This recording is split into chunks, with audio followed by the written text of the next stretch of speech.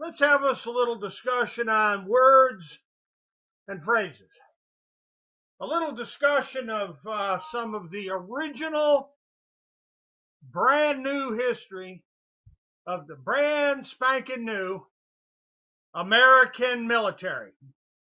The brand spanking new 1 hour old American government when it decided that the British had to go.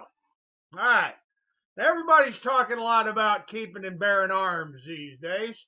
So let's see what the old word arms, what it means exactly. All right, here we go.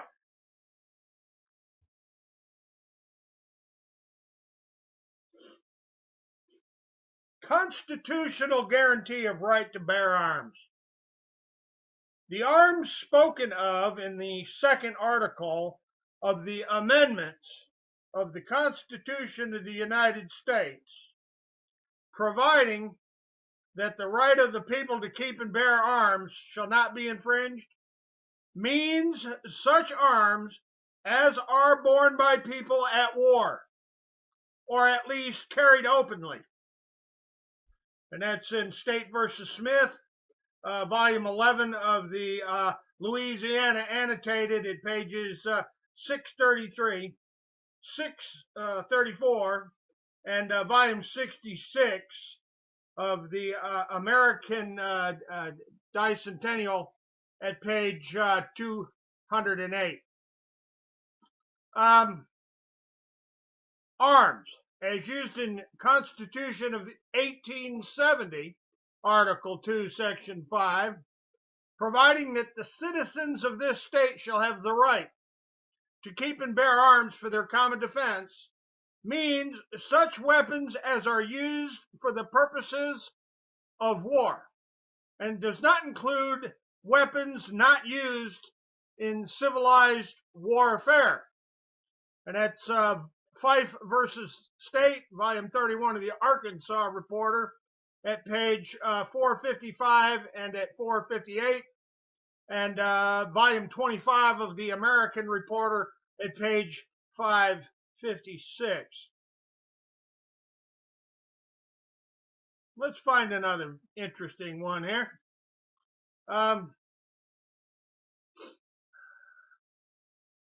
Give me just a minute.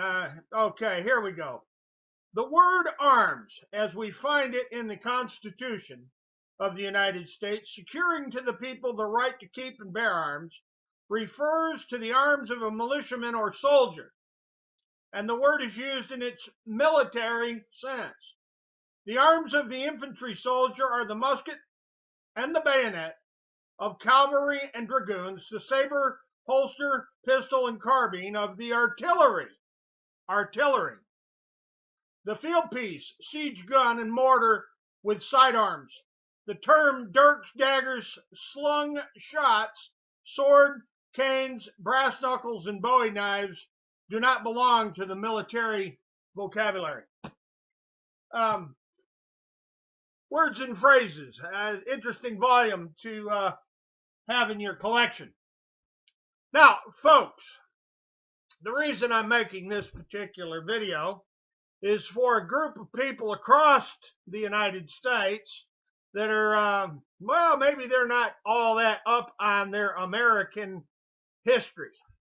Well, you got to understand that there was day one, and day two, and day three, and then there was the pre-planning, the weeks and months prior to the new American outlaws. You see, ladies and gentlemen, when the American military was brand spanking new up there in New England, they were the outlaws. The British royal family had outlawed them and all their arms, including the exploding mortar balls and the exploding cannon balls, the exploding bombs that were fired from the cannons, their kegs of powder, their bombs. Everybody's seen keg of powder detonated. That's a bomb. Let's see, and every bit of their other weaponry of war were outlawed by the British royal family. Now, the reality is, in Washington, D.C., or the case D.C. versus Heller, the SCOTUS, the Supreme Court of the United States, tries to go into this examination of the historical fact concerning exactly what weapons of war or armaments that are used in warfare, or what military grade assault weapons are supposed to be. My message to every state trooper, every alcohol, tobacco, and firearm ATF agent, my message to every county mountie, county sheriff, and every official peace officer is quite simply this. When the American military was brand new, you know, day 1, day 2, day 3, and so on and so forth, all of those arms that they had in their possession were privately owned.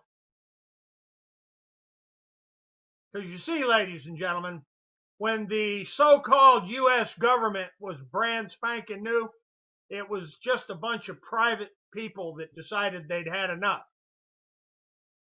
And this idea that they formed this government, well, long story short, all those arms that the brand spanking new U.S. Army had, all the weaponry and the ordnance and the weaponry that the brand spanking new United States government had, that came from the farms and the pioneer homesteads, and all of it, every bit of it was in the possession of private individuals.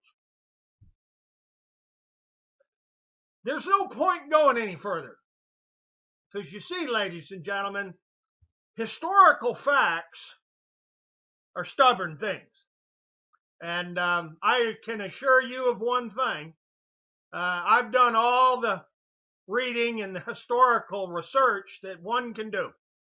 Living at Lake Lac du Saint Sacrement, the Lake George up in the Adirondacks.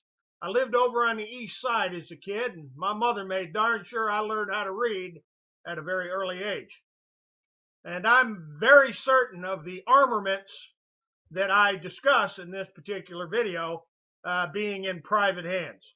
And I'm talking military grade assault weapons with the purpose of killing just as many British soldiers as one could possibly kill. And I assure you the royal family was not particularly happy with that concept. Quite a bit like today's modern gun grabbers and these people that think that the gun owners of America today, I guess today's November the 22nd, 2015, gun owners of America are in the appellate and Supreme Courts of the United States arguing the military grade armament, the weapons of war called the machine gun, are guaranteed under the Second Amendment of the Constitution of the United States. And I can't agree with them more. In fact, if you go back and look at the history, you'll discover that the brand spanking new American Army had grenade launchers. They had what were called hand mortars as well. And they also had swivel guns, and they had what were known as pipe guns. And they used to fire those exploding flying bombs that were fired from the mortars and the cannons. So to Gun Control Incorporated and to all the people on the Supreme Court of the United States and to the progeny of the American citizenry, I want you to remember one thing. On day 1, 2, and 3 of the brand new American military against the British Empire, all of those arms, all of them, that were in their possession were in the private hands of an outlaw, radical, some might call them terrorists, gang of rabble-rousing, freedom-loving fools. The British royal family didn't particularly cotton too much to the brand spanking new American military being armed to the teeth. So next time you hear them talking about arms treaties or arms sales or arms contracts or nuclear arms or Navy arms or Air Force arms or Army arms or any kind of arms at all, now you know the history of where that word arms began. Ladies and gentlemen, there's no sense in talking about this anymore. I'm beginning to beat a dead horse. And with that being said, as always, hasta la vista. We will be back.